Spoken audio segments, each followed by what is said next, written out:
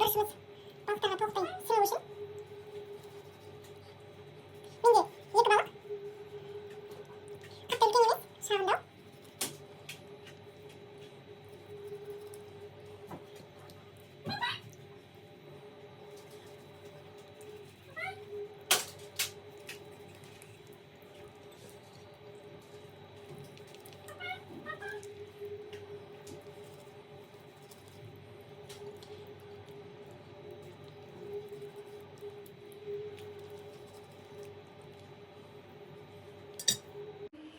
Мінекей балығымызды жуып тазалап, бөліктерге бөліп кесіп алдық осылай.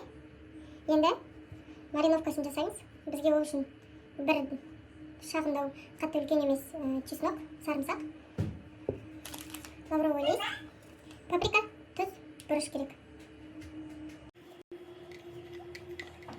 Паприканы көбірек қосқан жақсы.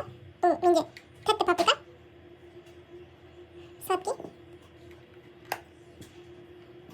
Бұл балығымыздың түсі қып-қызыл әдемі болып пісу үшін қажет паприка.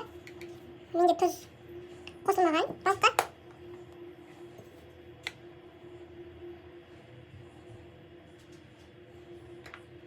Мен барлығын көзім өлшеммен саламын. Сіздер де солай жасасаңыздар болады. Осылай араластырып аламыз. Енді балық салынған ыдысымызға саламыз.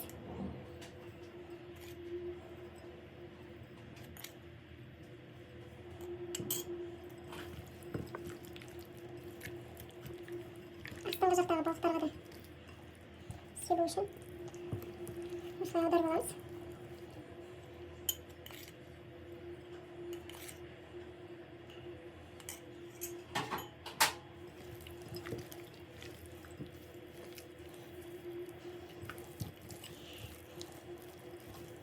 Барлығын болғаннан кейін кем дегенде 3 сағатқа қалдырып қою керек.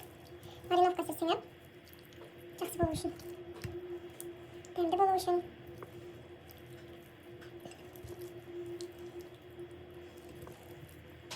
Өзінің собы шығады қазір. Бірнеше сағат тұрғаннан кейін.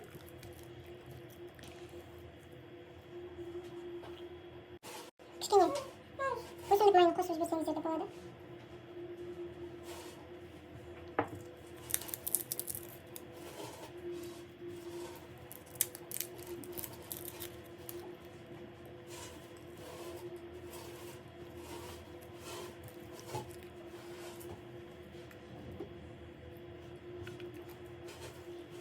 Мінекей мариновкамыз дайын.